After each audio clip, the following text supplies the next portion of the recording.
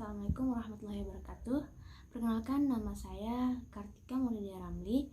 Saya seorang mahasiswi Politeknik Pertanian Negeri Kupang, jurusan Kehutanan, program studi Manajemen Sumber Daya Hutan.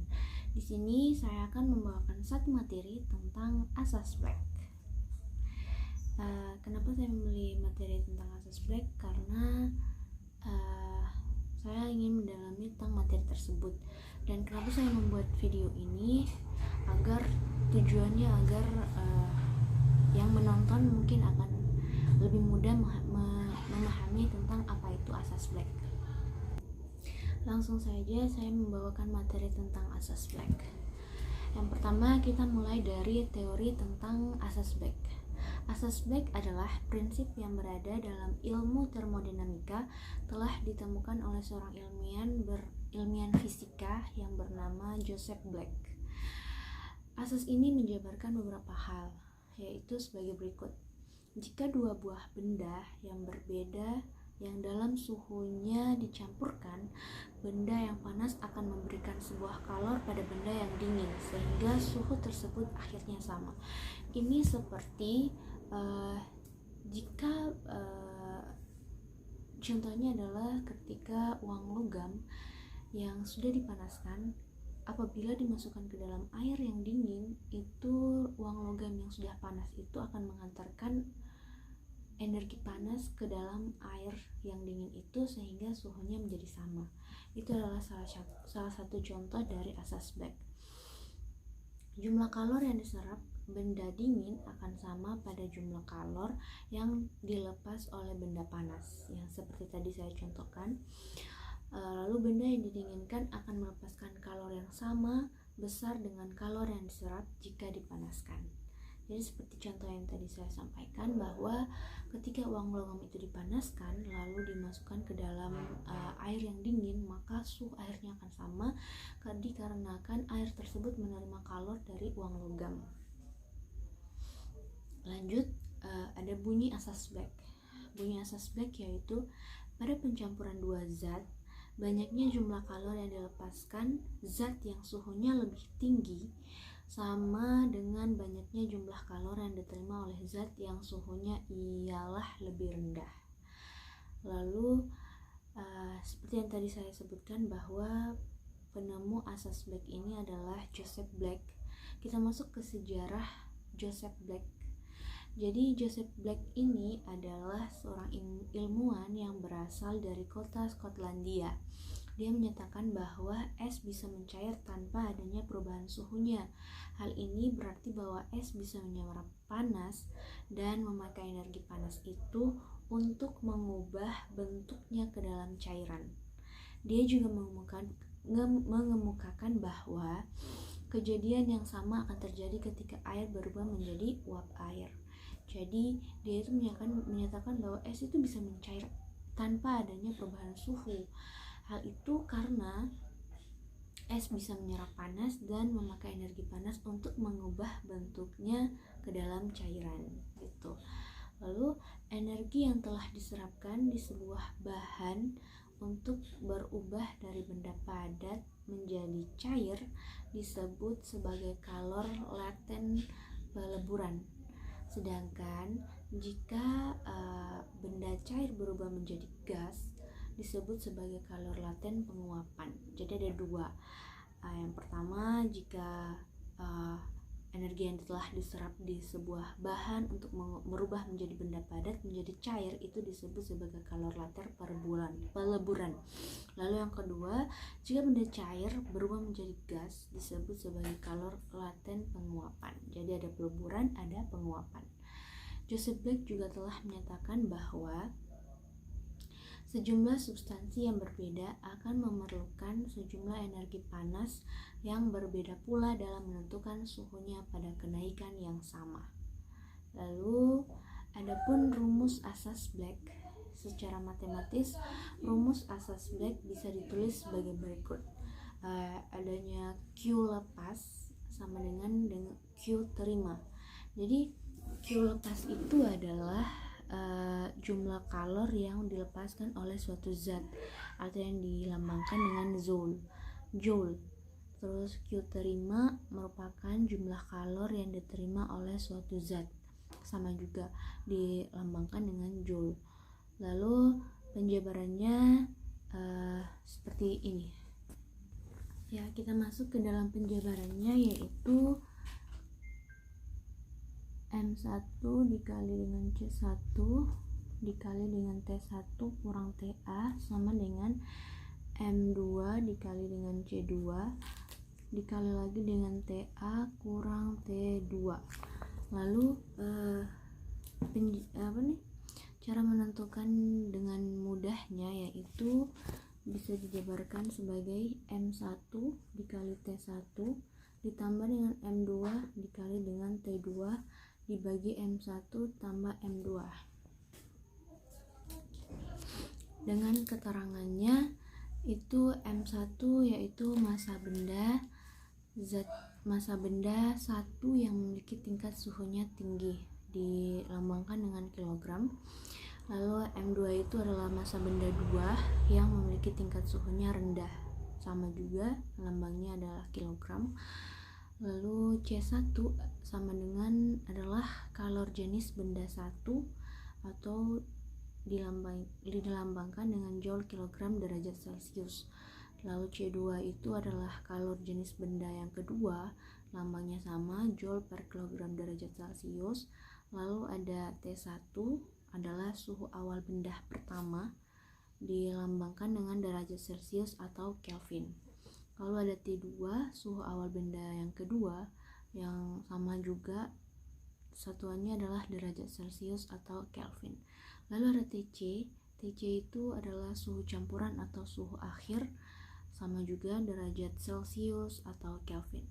Nah, catatannya pada pencampuran antara dua zat sebenarnya terdapat kalor yang hilang pada lingkungan sekitar. Contohnya, sebuah wadah pencampuran akan menyerap kalor sebesar hasil kali antara massa kalor jenis dan juga kenaikan pada suhu wadah. Nah, itu dia penjabarannya. Kita masuk pada praktikum. Di kali kemarin kita pernah satu kali praktikum tentang asas Black ini. Jadi pada praktikum itu tujuan yang ingin dicapai pada saat praktikum itu adalah yang pertama menyelidiki asas-asas Black, lalu yang kedua menentukan kalor jenis suatu benda.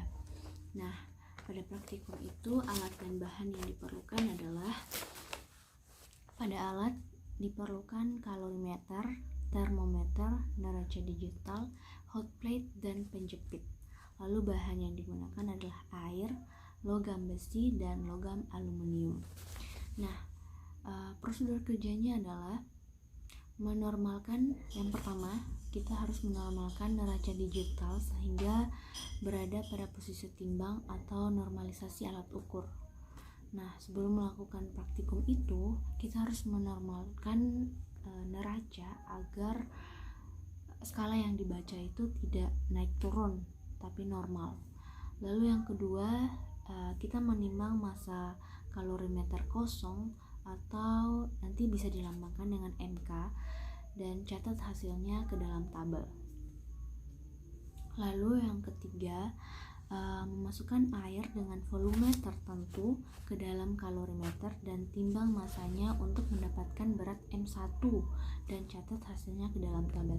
Jadi kita masukkan air ke dalam kalorimeter yang kosong tadi yang sudah ditimbang juga untuk mendapatkan M1, lalu catat hasilnya tuh berapa. Lalu langkah keempat, kita menghitung massa air menggunakan persamaan MA sama dengan M1 kurang MK dan catat hasilnya ke dalam tabel. Lalu langkah kelima, kita mengukur suhu atau dilambangkan dengan TA, suhu kalorimeter, dan air menggunakan termometer dan catat hasilnya ke dalam tabel. Lalu langkah keenam, menimbang massa logam yang akan ditentukan kalor jenisnya atau nanti bisa dilambangkan dengan MX. Lalu langkah yang ketujuh, memanasi logam yang akan ditentukan kalor jenisnya pada suhu tertentu atau nanti dilambangkan dengan TX dipanaskan kurang lebih selama 2 menit. Jadi kita mengambil logam itu kita panaskan di atas hot plate selama 2 menit, kurang lebih 2 menit untuk mendapatkan TX. Lalu langkah ke-8, memasukkan logam yang sudah dipanasi ke dalam kalorimeter yang berisi air dan ukur suhu campuran air dan logam untuk mendapatkan TC.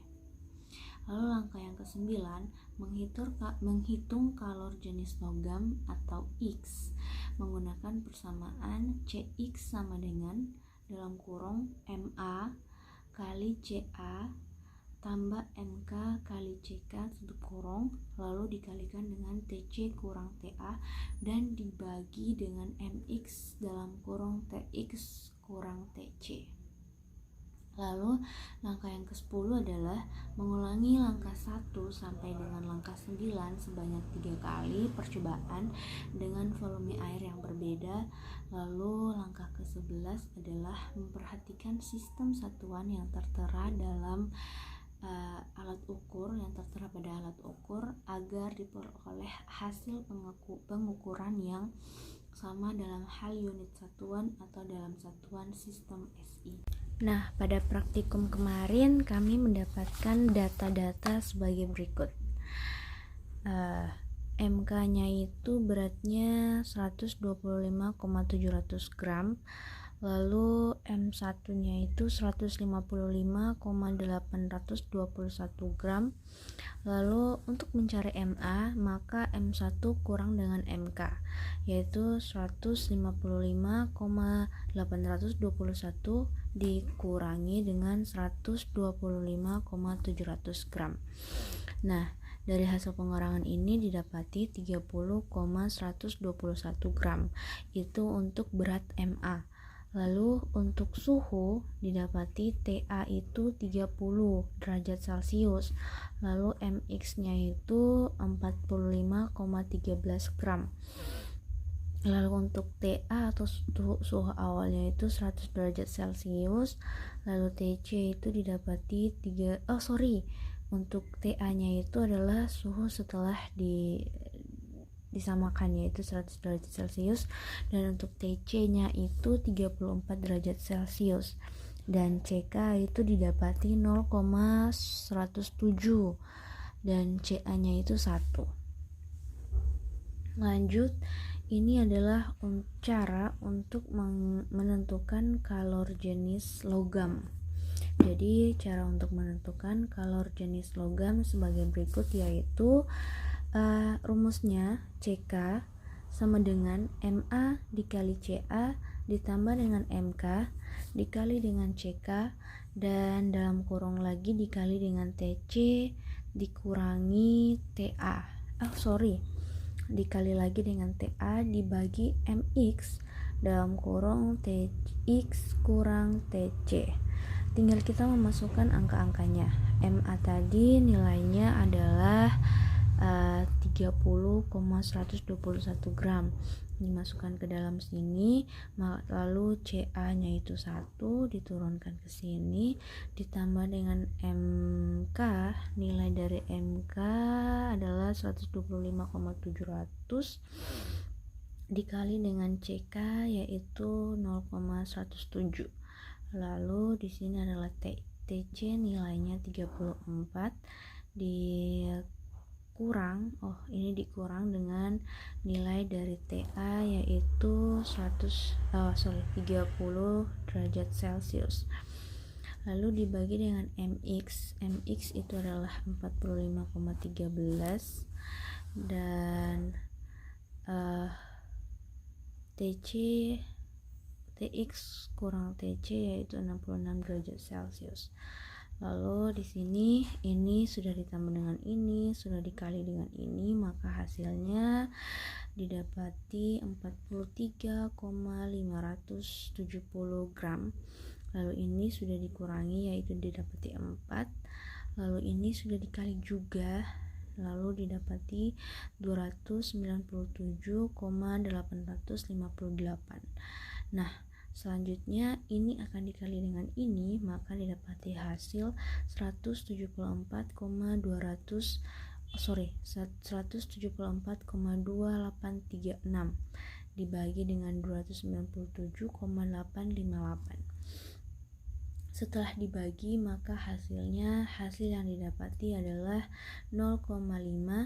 0,585811311235555. Biasanya kami hanya akan mengambil 3 angka di belakang koma, yaitu 0,585 Ka per gram derajat Celcius. Jadi ini adalah perhitungan matematika yang kami dapati dari praktikum kemarin. Dari rumus jadinya yaitu untuk menghitung massa air, lalu yang kedua untuk menghitung kalor jenis logam. Jadi rumus jadinya yaitu yang pertama untuk menghitung massa air yaitu yang tadi Ma sama dengan M1 dikurangi Mk.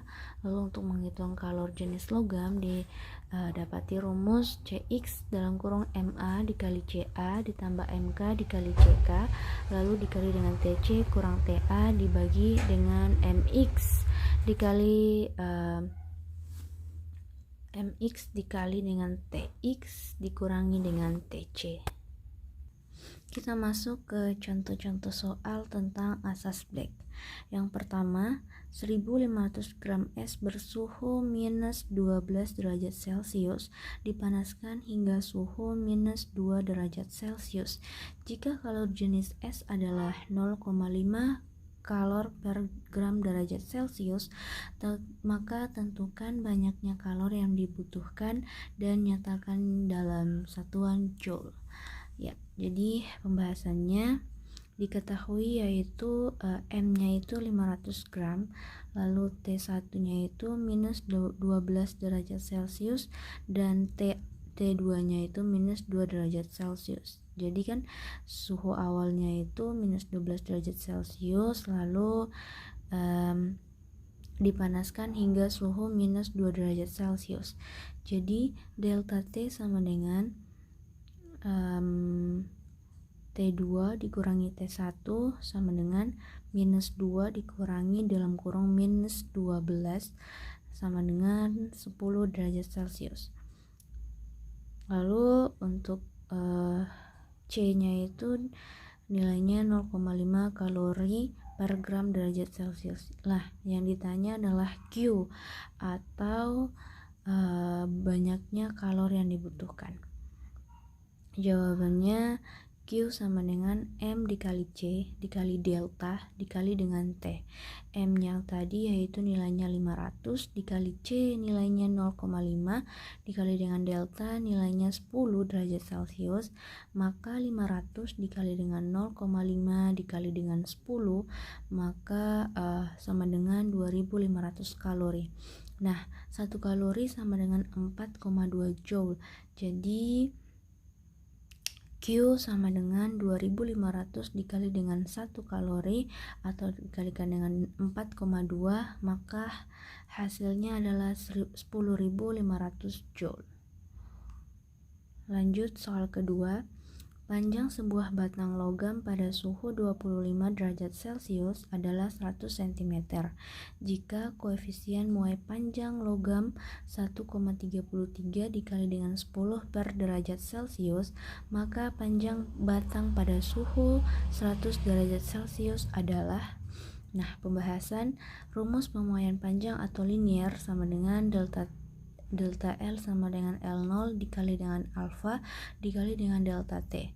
Nah, delta L sama dengan L0 nya itu 100, alfanya 33,10 pangkat minus 5, lalu delta T nya itu 100 kurang 250. Nah, didapati delta L nya itu sama dengan 0,1 cm. L sama dengan L0 ditambah delta L sama dengan L0 nya itu 100 tambah 0,1, jadi 100 ditambah dengan 0,1 sama dengan 100,1 cm. Lalu soal nomor 3, 500 gram es 3500 gram es bersuhu 0 derajat Celcius hendak dicairkan hingga menjadi air yang bersuhu 5 derajat Celcius. Jika kalor jenis es adalah 0,5 kalori per gram derajat Celcius, kalor lebur es adalah kalor lebur es adalah 80 kalori per gram dan kalor jenis air 1 kalori per gram derajat Celcius. Tentukan banyak kalor yang dibutuhkan. Mari kita masuk ke pembahasan. Untuk menjadikan es 0 derajat Celcius hingga menjadi air 5 derajat Celcius, maka terdapat dua proses yang harus dilalui, yaitu pertama proses meluburkan es 0 derajat Celcius menjadi air dengan suhu 0 derajat Celcius. Kalor yang diperlukan dinamakan Q1. Ya, Q1 sama dengan M dikali LES. Lalu masukkan angka ke dalam rumus. Q1 sama dengan M-nya itu 500 dan LES-nya itu 80. 500 dikali 80 40.000 kalori. Jadi proses menaikkan suhu air menjadi suhu air dari 0 derajat Celcius menjadi air dengan suhu 5 derajat Celcius. Kalori yang diperlukan dinamakan Q2. Lalu Q2 rumusnya itu Q2 sama dengan M dikali cair dikali delta T air. Nah, M yang tadi itu kan nilainya 500. Nah, 500 dikali dengan cairnya itu 1, lalu dikali dengan delta T itu 5, delta T air itu 5. Jadi 500 dikali 1 sama dengan 500. Lalu 500 dikali 5 sama dengan 2500 kalori. Lalu kalor total yang diperlukan adalah Q sama dengan Q1 ditambah dengan Q2. Jadi Q1 nya itu tadi 40.000 ditambah dengan Q2 nya itu 2500. Jadi 40.000 ditambah dengan 2500 maka sama dengan 42.500 kalori. Nah, dari materi dan contoh-contoh soal yang tadi, maka kita masuk ke yang ketiga, yaitu rangkuman dari materi dan contoh soal yang tadi. Ya, rangkuman. Yang pertama, suhu yang merupakan campuran dua benda, salah satunya ialah air dingin yang dicampurkan dengan air panas. Benda tersebut lebih dingin dibandingkan dengan benda satunya yang lebih panas. Untuk satuan internasional atau SI, suhu adalah Kelvin. Yang dimaksud dengan kalor adalah salah satu bentuk dari energi ataupun tenaga yang berkaitan dengan panas dan suhu sebuah benda. Untuk satuan internasional kalor atau satuan internasional atau SI, kalor adalah joule atau dilambangkan dengan J. Lalu kesimpulan yang kedua yaitu dalam fisika terdapat 4 macam skala yang bisa digunakan dalam pengukuran suhu, yaitu skala Celsius, Fahrenheit, Kelvin, dan Reaumur. Masing-masing termometer tersebut mempunyai ketentuan-ketentuan tertentu dalam menetapkan nilai titik didih air dan titik beku air pada tekanan 1 atmosfer. Lalu yang ketiga, kita simpulkan bahwa perpindahan panas terbagi menjadi 3 jenis, melalui konduksi atau hantaran, dan konveksi atau aliran, dan satu lagi yaitu radiasi atau tanpa perantara. Jadi perpindahan panas itu bisa dibagi menjadi 3, itu ada hantaran, aliran, dan tanpa perantara. Lalu kesimpulan yang keempat adalah pemuaian adalah bertambahnya ukuran benda atau zat dikarenakan terjadinya perubahan suhu. Jadi dalam asas Black itu ada yang namanya pemuaian. Pemuaian itu bertambahnya ukuran benda dikarenakan terjadi perubahan suhu. Jadi misalnya esnya itu mencair, maka pemuaian itu merupakan pemuaian tersebut akan menambah ukuran benda. Ukuran benda atau zat dikarenakan terjadi perubahan suhu. Yang kelima, asas Black adalah prinsip yang berada dalam ilmu termodinamika telah ditemukan oleh seorang ilmuwan fisika bernama Joseph Black. Ingat, penemu asas Black adalah Joseph Black, berasal dari Skotlandia. Kita ulang lagi bunyi asas Black, yaitu pada pencampuran dua zat, banyaknya jumlah kalor yang dilepas. Zat yang suhunya lebih tinggi sama dengan banyaknya jumlah kalor yang diterima oleh zat yang suhunya ialah lebih rendah. Itu adalah bunyi asas Black dan beberapa kesimpulan tentang asas Black atau rangkuman-rangkuman tentang asas Black. Bisa dilihat, yang pertama sudah saya jelaskan tadi, lalu yang kedua juga sudah saya bacakan tadi. Dalam fisika terdapat 4 macam skala, yaitu ada Celsius, Fahrenheit, Kelvin, dan juga Reaumur.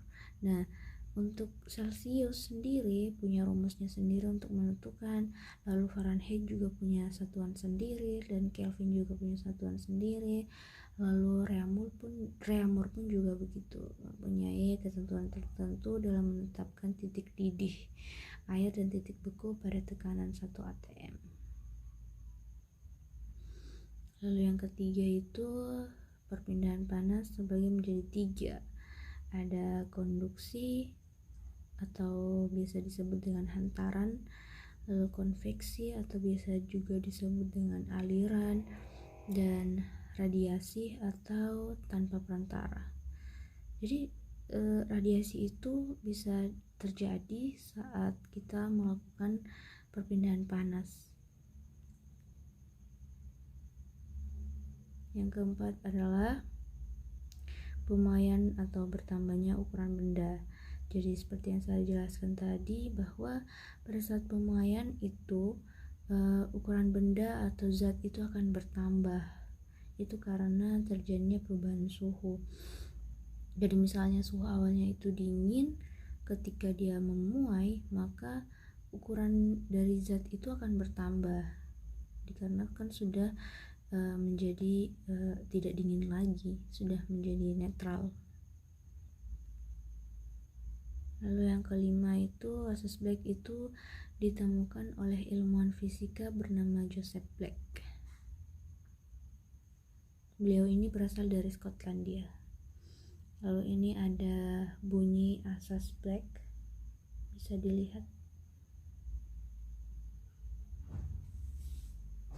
Oke, sedangkan kesimpulan atau kesimpulan dari yang tadi tujuannya itu adalah tujuan praktikum yang tadi itu kesimpulannya dapat dilihat di sini. Ya. Kesimpulannya, pada praktikum ini kami melakukan penyelidikan terhadap salah satu contoh asas Black. Asas Black sendiri berbunyi bahwa yang tadi sudah saya jawabkan, bahwa jika dua buah benda yang berbeda yang suhunya dicampurkan, benda yang panas memberi kalor pada benda yang dingin, sehingga suhu akhirnya akan sama. Nah, pada praktikum ini kami melakukannya pada uang logam yang dipanaskan, kemudian dimasukkan ke dalam air yang berada pada kalorimeter, yang akhirnya uang logam tersebut memberi kalor pada air tersebut, yang kemudian suhu akhirnya itu sama. Jadi yang seperti awal yang saya jelaskan, bahwa uang logam itu kan panas. Nah, ketika dimasukkan ke dalam air yang dingin, maka uang logam tersebut akan menghantarkan panasnya ke dalam air yang dingin, sehingga air yang dingin itu pun akhirnya akan perlahan-lahan akan panas, dan suhunya air yang dingin itu akan sama dengan suhu logam yang sudah dipanaskan itu.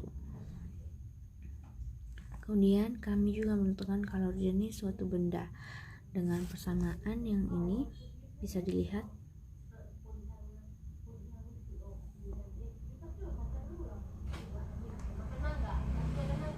MA dikali dengan CA ditambah MK dikali dengan CK, lalu TC dikurangi dengan TA. Lalu masukkan angka-angkanya. 30,121 dikali dengan 1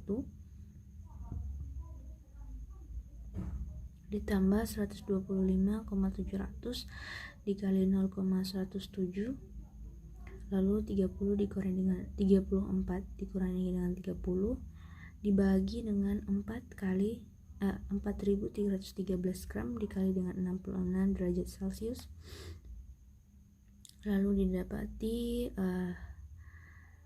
43,570 gram dikali dengan 4 dibagi dengan 297,858 sama dengan 174,2836 dibagi dengan 297,858 sama dengan 0,585 kalori per gram derajat Celcius. Nah, maka didapati kalori jenis benda tersebut adalah 0,585 Ka per gram derajat Celcius. Sekian pemaparan materi tentang asas Black dari saya.